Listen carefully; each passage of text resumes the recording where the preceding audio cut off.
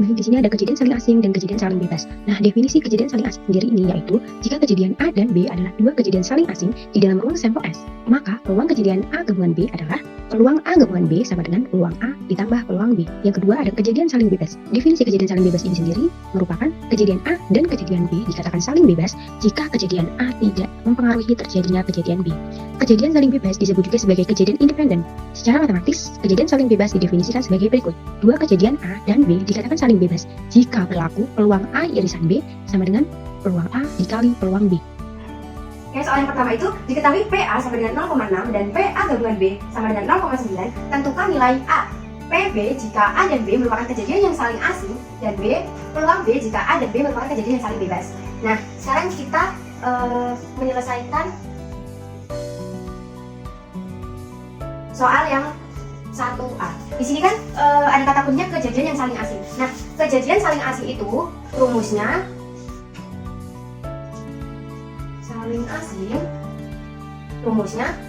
P A gabungan B itu sama dengan peluang A ditambah peluang B. Nah, di sini kan diketahui PA-nya itu 0,6. Berarti kita langsung tulis saja PA 0,6. Ditambah di sini PB-nya belum diketahui, berarti ditulis ulang. Dan sudah diketahui PA gabungan B sama dengan 0,9. Terus kita berarti mencari peluang B-nya. 0,9 dikurangi 0,6 sama dengan peluang B yaitu 0,3. Nah, sekarang untuk menjawab soal yang B itu kejadian saling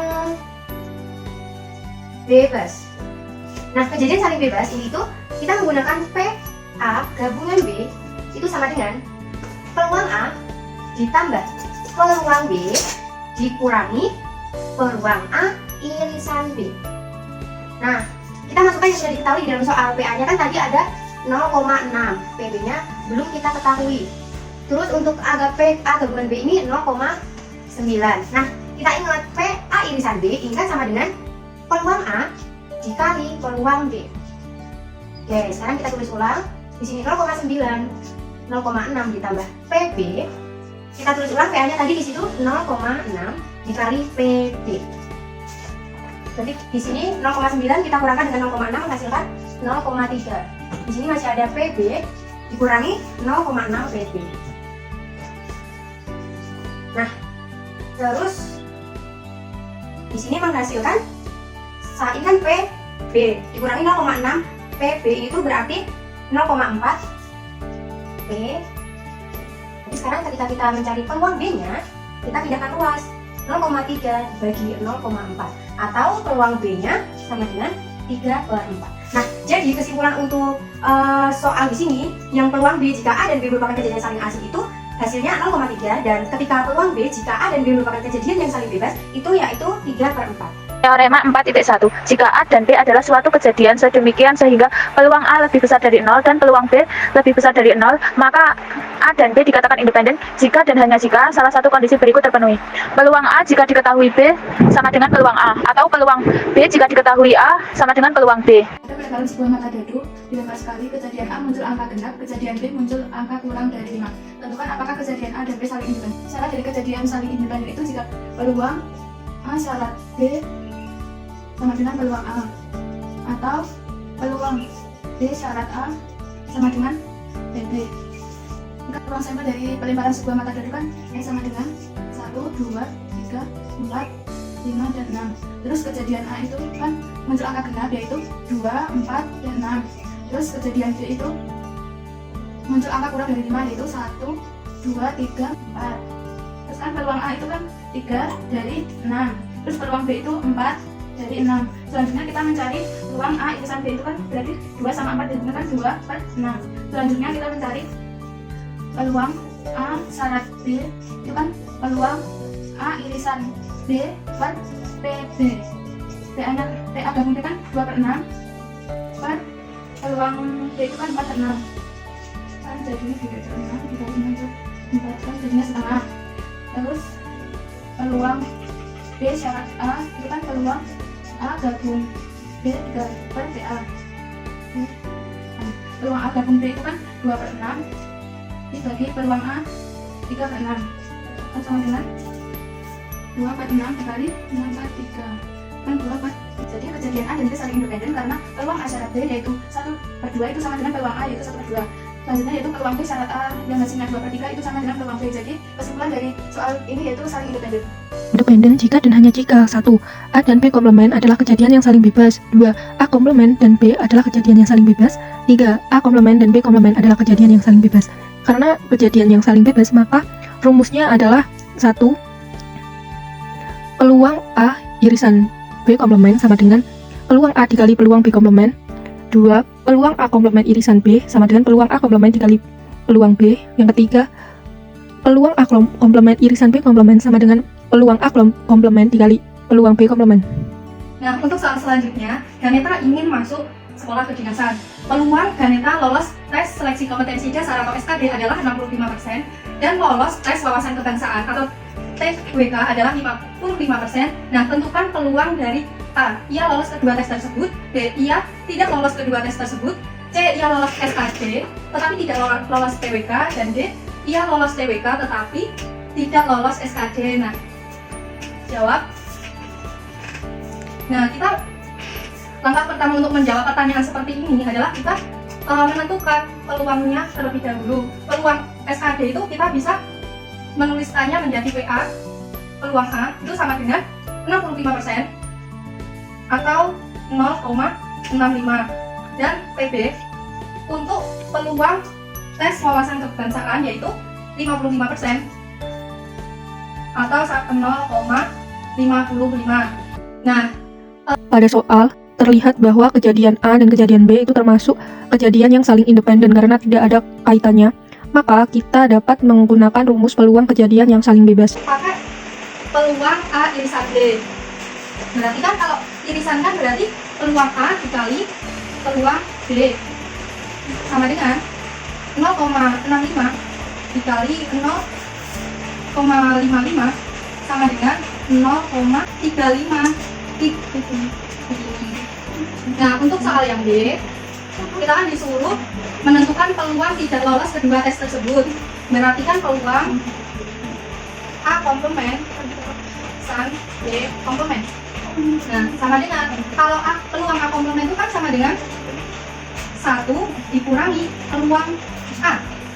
Kalau peluang B komplement itu kan berarti sama dengan 1 dikurangi peluang B.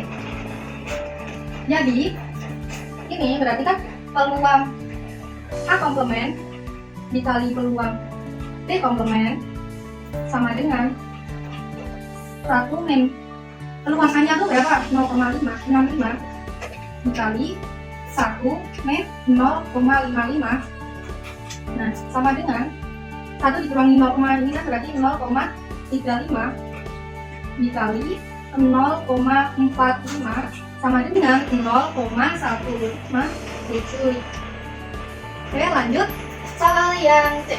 Peluang ia lolos SKD tetapi tidak lolos TWK. Berarti kan lolos SKD itu berarti kan peluang A.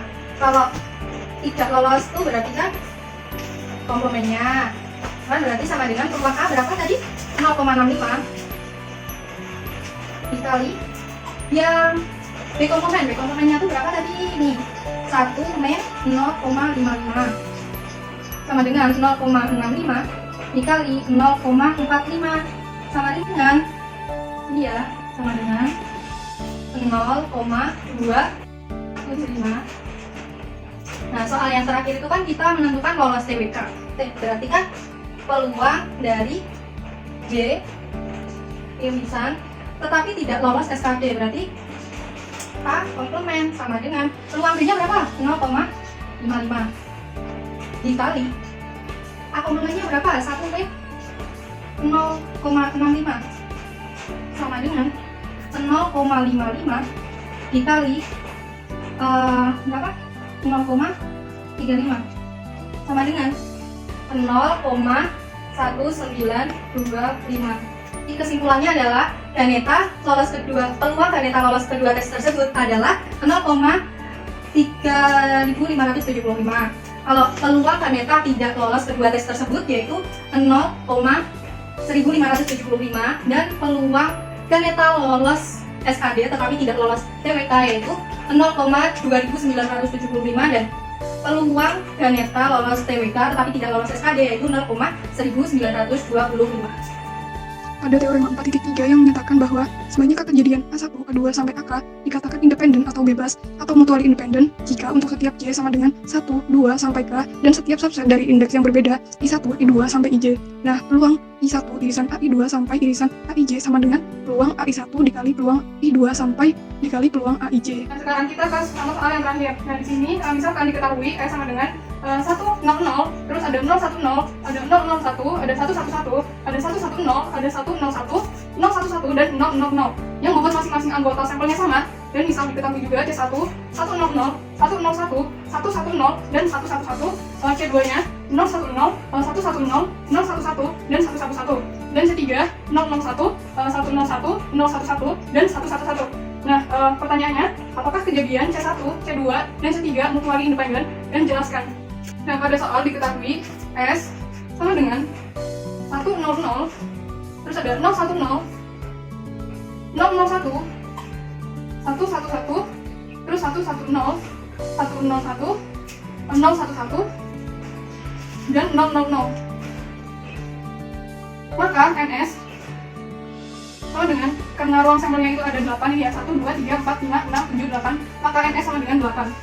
Nah, di sini diketahui juga C1 ini ya, 100, terus ada 101, ada 110 dan 111. Maka NC1 sama dengan, karena ini anggotanya ada 4, jadi ada 4, NC1 sama dengan 4. Nah, diketahui juga C2.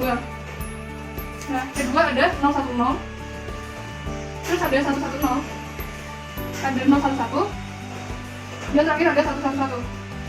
Nah, anggota C2 juga ada 4, maka N C2 sama dengan 4. Nah, terusnya ada C3. Nah, C3 kan ini ya, jadi ada 001, 101, 011, dan 111.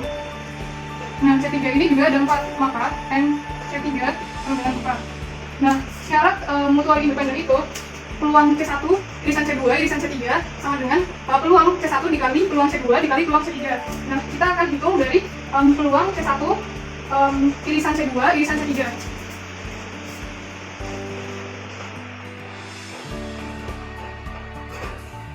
Nah, kita akan hitung dulu C1 irisan C2 irisan C3.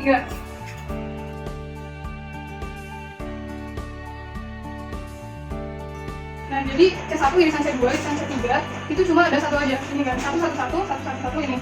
Jadi N C1 irisan C2 irisan C3 sama dengan 1. Maka peluang C1 irisan C2 irisan C3 sama dengan 1 per ini NS-nya berarti 8, jadi 1 per 8. Nah, kita akan hitung peluang C1 dikali peluang C2 dikali peluang C3. Nah, kita akan hitung dulu peluang C1. Nah, peluang C1 berarti NC1 per NS. Jadi sama dengan 4 per 8. Sama dengan setengah. Nah, kita akan hitung peluang C2. Nah, berarti di sini NC2 per NS. Nah, NC2 itu kan 4. Nah, NS-nya itu 8. Jadi 4 per 8 sama dengan setengah. Nah, kita akan hitung P peluang C3. Berarti N C3 per NS. Nah, N C3 itu kan 4, NS-nya 8. Jadi 4 per 8 sama dengan setengah. Dan kita akan menghitung peluang C1 dikali peluang C2 dikali peluang C3. Nah, jadi peluang C1 dikali peluang C2 dikali peluang C3 sama dengan 1 per 2 dikali 1 per 2 dikali 1 per 2. Nah, ini kan sama dengan 1 per 8. Nah, karena syarat dari mutually independen itu peluang C1 irisan C2 irisan C3 sama dengan peluang C1 dikali peluang C2 dikali peluang C3. Nah, ini kan sama 1 per 8, 1 per 8. Jadi, kejadian C1, C2, dan C3 itu mutually independen.